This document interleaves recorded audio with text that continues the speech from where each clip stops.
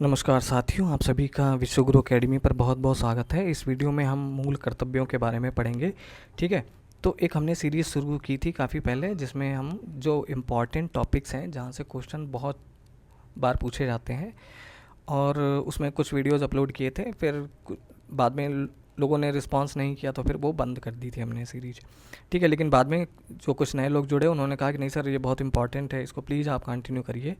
तो हम इसको फिर से स्टार्ट करने की कोशिश कर रहे हैं। तो आप लोग बने रहिएगा प्लीज़ कमेंट सेक्शन में। एटलीस्ट अगर हम वीडियो बनाते हैं तो आप एक कमेंट तो कर ही सकते हैं कि आपको अच्छा लगा या आपको अच्छा नहीं लगा। ठीक है, क्या नहीं अच्छा लगा, क्या इम्प्रूव किया जा सकता है, इतना तो बता ही सकते हैं ना आप। ठीक है, अदरवाइज़ हम क्यों बनाएंगे वीडियो आपके लिए। ठीक है दोस्तों, तो चलिए ठीक है, जो ये इम्पॉर्टेंट टॉपिक हैं, और ये एक रिवीजन सीरीज़ के तौर पे आप इसको मान के चलिए। ठीक है, तो रिवीजन सीरीज़ मतलब कम से कम एक बार तो आपने ज़रूर पढ़ा ही होगा आपके पास। अगर आप कॉम्पिटिटिव एग्ज़ाम की तैयारी कर रहे होंगे तो ऑब्वियसली आपके पास बुक्स वगैरह तो होंगी ही, तो एक बार तो कम से कम ज़रूर पढ़ा ही होगा आपने। ठीक है, तो अगर एक बार भी पढ़ा होगा तो रिवीजन आप इसका जल्दी से आपका हो जाएगा। ठीक है, वही काम आता है, क्योंकि बिना रिवीजन के चीज़ें तैयार हो नहीं पाती हैं। ठीक है, तो चलिए हम कोशिश करते हैं इसको स्टार्ट करने की। अगर आप लोग चाहेंगे तो ये कंटिन्यू रहेगी, और जो भी आप बताना चाहें कमेंट सेक्शन में कि ये सीरीज़ कैसी चल रही है, वीडियोस कैसे बनाए, मतलब आप कैसे वीडियोस चाहते हैं, कुछ समझ में आ रहा है कि नहीं आ रहा है। ठीक है, जो भी है पॉजिटिव निगेटिव जो भी आप रिव्यू देना चाहें कमेंट सेक्शन में दे सकते हैं आराम से। ठीक है, चलिए देखते हैं। तो मूल कर्तव्यों के बारे में जानते हैं। ये भी एक बहुत इंपॉर्टेंट टॉपिक है इंडियन पॉलिटी का, जहाँ से क्वेश्चन पूछे जाते हैं। ठीक है, तो मूल कर्तव्यों के बारे में जानते हैं। तो भारतीय संविधान में मूल कर्तव्यों को भाग 4 का में जोड़ा गया है। भाग 4 का या 4A रोमन में इस तरीके से लिखा हुआ मिल सकता है, पार्ट 4A में। ठीक है, तो भाग 4 का में, भारतीय संविधान के भाग 4 का में मूल कर्तव्यों को शामिल किया गया है। इन मूल कर्तव्यों को किस देश के संविधान से लिया गया है? ठीक है, तो सोवियत संघ के संविधान से प्रेरित है। सोवियत संघ जो वर्तमान समय में रूस है, तो अगर ऑप्शन में आपको वहाँ पे सोवियत संघ की जगह रूस लिखा हुआ मिले तो भी आप करेक्ट कर सकते हैं। ठीक है, तो ये बता दिया आपको। 1976 में 1976 में सरकार द्वारा 10 कर्तव्यों को संविधान में जोड़ा गया था। ठीक है, तो किस सन में जोड़ा गया ये पूछ लिया जाता है। वहाँ पे 1976 लिखा होगा, 1978 लिखा होगा, ठीक है, और भी सन लिखे होंगे।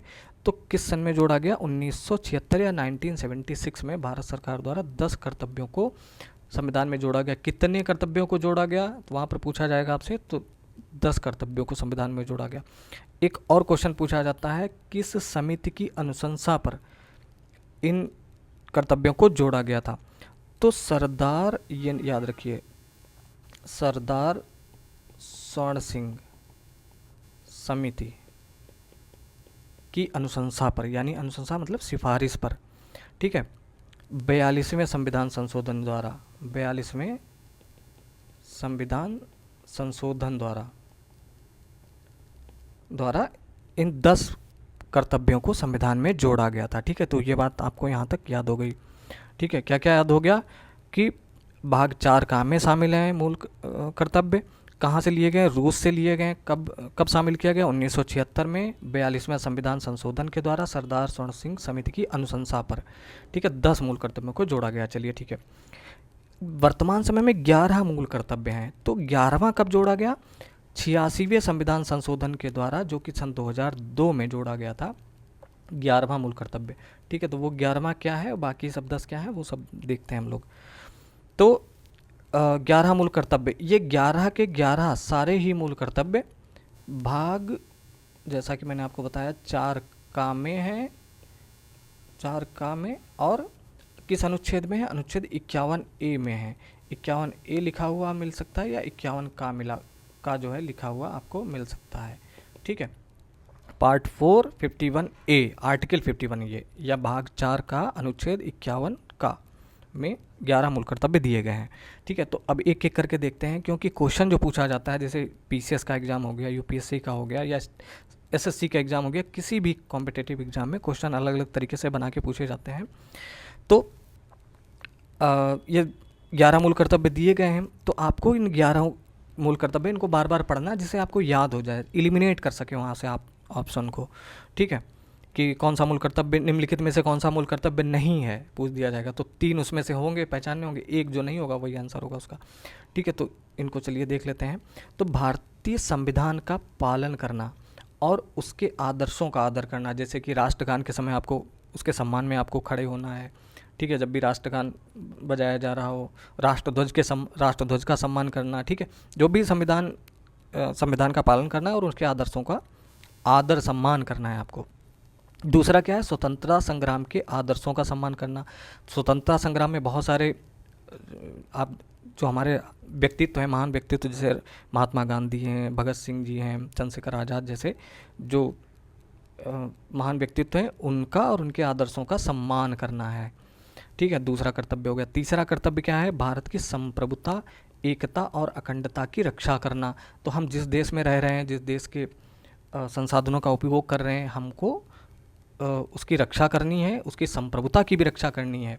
संप्रभुता क्या होती है, सॉवरेनिटी, यानी जब हमारा देश आज़ाद हो गया तो भारत का कोई संप्रभु मतलब हम ही अपने प्रभु हैं, मतलब हम चाहें जैसे हम अपना कानून खुद बनाएंगे, हमारी जो सीमा है उसके अंदर क्या करना है ये हम तय करेंगे। ठीक है, कोई दूसरा देश नहीं तय करेगा हमसे। ठीक है, तो ये भारत की संप्रभुता हो गई। एकता बना के रखनी है, अखंडता की रक्षा करनी है। ठीक है, पूरा देश जो है अखंडता की उसकी रक्षा करनी है। फिर देश की रक्षा करना और आवश्यकता पड़ने पर राष्ट्रीय सेवा करना। ठीक है, तो कभी कभी होता है देश मुसीबत आपात स्थिति में आ जाता है, तब क्या करना है, राष्ट्रीय सेवा अगर अपेक्षा की जाती है आपसे, तब ज़रूरत पड़ने पर उसकी सेवा करना। भारत के सभी लोगों में सद्भाव और भाईचारे की भावना का विकास करना। ठीक है, इसके आगे मतलब इसको एक्सप्लेन भी किया जा सकता है, जैसे स्त्रियों के प्रति सम्मान की भावना का रखना। ठीक है, तो भारत के सभी लोगों में सद्भाव की भावना और भाईचारे की भावना का विकास करना। ठीक है, जो ऐसी प्रैक्टिसेस हैं जिससे द्वेष बढ़ सके, जिससे आपसी तनाव उत्पन्न हो लोगों के बीच में, तो उनसे बचना है, बल्कि भारत के सभी लोगों में सद्भाव और भाईचारे की भावना का विकास करना है। ये एक प्रत्येक नागरिक का कर्तव्य है। हमारी समृद्ध सांस्कृतिक धरोहर की रक्षा और संरक्षण करना। तो भारत की जो संस्कृति है वो तो बहुत ही गौरवशाली रही है। ठीक है, तो उस गौरवशाली सांस्कृतिक धरोहर की रक्षा करना और उसका संरक्षण करना। ठीक है, इसके बाद है प्राकृतिक पर्यावरण की रक्षा करना और उसका संवर्धन करना। संवर्धन किस तरीके से किया जा सकता है, जैसे पेड़ पौधे लगाकर। ठीक है, पर्यावरण की रक्षा करना, उसका संवर्धन करना, मतलब जो वर्तमान समय में पर्यावरण है उसकी रक्षा करना और उसको संवर्धन भी करना है। आगे है वैज्ञानिक दृष्टिकोण और मानववाद की भावना का विकास करना। तो दृष्टिकोण कैसा रखना है, वैज्ञानिक दृष्टिकोण रखना है। ठीक है, और मानववाद की भावना का विकास करना है। इसके बाद है सार्वजनिक संपत्ति की सुरक्षा करना। तो सार्वजनिक संपत्ति कौन सी होती हैं, जैसे जो पूरी जनता के लिए है, सार्वजनिक है, जैसे मान लो जैसे रेलवे प्लेटफॉर्म हो गया या कोई भी सार्वजनिक संपत्ति हो गई जो देश की जनता की है पूरे, उसकी सुरक्षा करना, मतलब उसको कोई नुकसान ना पहुंचाए। उसके बाद है व्यक्तिगत और सामूहिक प्रयासों से उत्कृष्टता के लिए प्रयास करना। तो संविधान आपसे ये अपेक्षा करता है कि आप व्यक्तिगत तौर पर बहुत ही उन्नति के शिखर को छुएं। मतलब इससे क्या होगा, अगर आप मान लीजिए आप एक नागरिक हैं और एक बहुत ऊंचाई प्राप्त करते हैं, एक अच्छे इंसान बनते हैं हर क्षेत्र में, आर्थिक रूप से, सामाजिक रूप से। ठीक है, तो उससे क्या होगा, देश मजबूत होगा। अगर आज आप मान लीजिए विद्यार्थी हैं, कल को एक देश के एक बहुत उन्नत पद पर आप पहुंच जाते हैं किसी भी तरीके से, या आर्थिक रूप से बहुत मजबूत हो जाते हैं, आपकी वजह से बहुत से लोगों को रोज़गार मिल सकता है, तो उससे क्या होगा, देश का ही विकास होगा। ठीक है, तो व्यक्तिगत तौर पर आप उत्कृष्टता प्राप्त करें और सामूहिक प्रयासों से भी उत्कृष्टता के लिए प्रयास करें। ठीक है, ये एक नागरिक से अपेक्षा की जाती है। इसके बाद है 6 से 14 वर्ष की आयु के बच्चों को शिक्षा प्रदान करना। ये 86वां संशोधन जो कि सन 2002 में जोड़ा गया था, 11वां कर्तव्य। तो ये कर्तव्य अभिभावकों का या माता पिता का है। ठीक है, अब हर एक व्यक्ति माता पिता जैसे बनेंगे या अभिभावक बनेंगे, तो उनके संरक्षण में जो बच्चे हैं जिनकी उम्र 6 से 14 वर्ष के बीच है, उन बच्चों को शिक्षा प्रदान करने का कर्तव्य भी किसका है, माता पिता का या अभिभावकों का, या कह सकते हो नागरिकों का। ठीक है, तो ये 86वें संशोधन सन 2002 के द्वारा जोड़ा गया था। ठीक है, तो एक क्वेश्चन पूछा जाएगा कि 11वां कर्तव्य कब जोड़ा गया, सन 2002 में। अगर पूछा जाए 11वां कर्तव्य किस संशोधन के द्वारा जोड़ा गया, तो 86वें संशोधन के द्वारा। ठीक है, पूछा जाए कि जो 10 मूल कर्तव्य जोड़े गए वो किस संशोधन के द्वारा जोड़े गए, वो 42वें संशोधन 1976 के द्वारा जोड़े गए। किस देश के से प्रेरित हैं मूल कर्तव्य, वो रूस के संविधान से प्रेरित हैं। किस अनुच्छेद में हैं, 51A में हैं। किस भाग में दिए गए, भाग 4 कहाँ में दिए गए। ठीक है दोस्तों, तो ये इंपॉर्टेंट जो मेन बातें थी हमने इनको रिवाइज कर लिया दोस्तों। तो मुझे उम्मीद है कि इससे कुछ आपका रिवीजन हुआ होगा।